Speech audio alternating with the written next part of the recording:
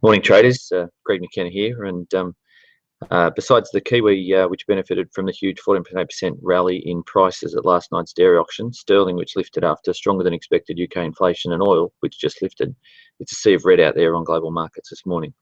Yesterday's late afternoon crash in Shanghai stocks after the government appeared to signal that it would be reducing support, lowered risk appetite and weighed on hard commodities, BNZ's Kimberly Martin reported this morning. The Chinese have still very much got their training wheels on when it comes to understanding what drives markets, and it seems to me that they've done it again by saying that they were thinking of taking away support last Friday. They've just scared the heck out of 60 million retail investors. Anyway, that set the wheels in motion for a big drop in copper, which hit a new 6-year low down below $2.30 in COMEX terms. It also appeared to weigh on stocks in the US and Europe, which ended in the red after some choppy trading. Energy stocks, even though oil rose, came under pressure. The Aussie and Canadian dollars, unsurprisingly, finished weaker, and the US dollar was a little bit stronger across the board. On other FX markets, sterling was much stronger after the stronger than expected UK CPI. It's still not a huge number, but with the BOE's Kristen Forbes saying the night before that the BOE needed to move before and not after inflation gets to 2%. It was just another warning that the BOE is not far behind the Fed. And I've said BOE 4 times now, so I won't say it again. Anyway, the risk-off tone didn't impact on bonds, which were up overnight. Perhaps that was because housing in the US was strong again, and Home Depot came out and said that its earnings are going to continue to be supported. So it's just another indication that the US economy is incompatible with 0% interest rates.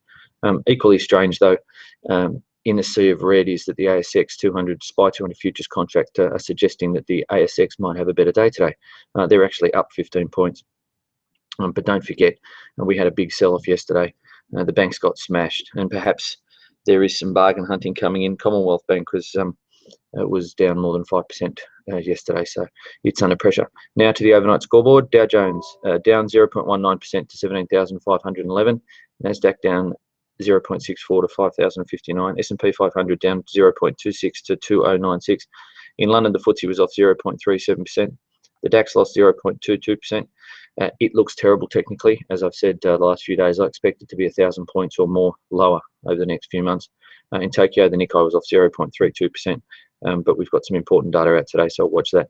Shanghai, 6.12% to 3,749. That's not far off the lows, and I'm sure the Chinese will be in there today again buying.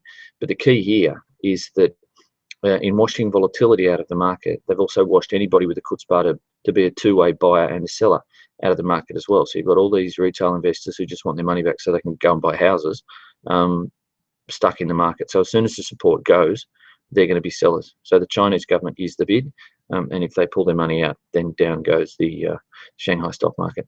Hong Kong was off 1.43%. A few days, even though Shanghai was up 5.49% last week.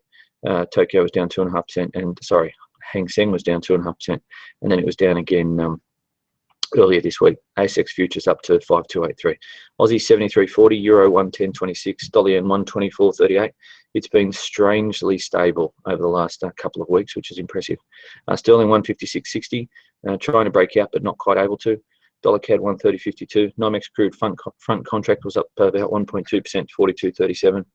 Copper fell to 229.70. Gold at 1,111.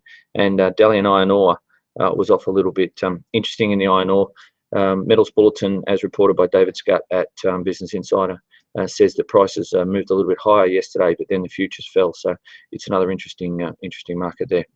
Anyway, on the data front today, it's fairly quiet in Australia except for the leading index, but markets are going to be hanging on the US CPI tonight, and whether or not they are on their way to 2% CPI growth that Stanley Fischer talked about a week or so. You've got to be careful with the Fed minutes tonight because they predate the macro ructions coming out of China, and so they could be a lot more hawkish than the Fed probably would be right now. Anyway, another day, more opportunities. Happy trading, and all the best. Bye for now.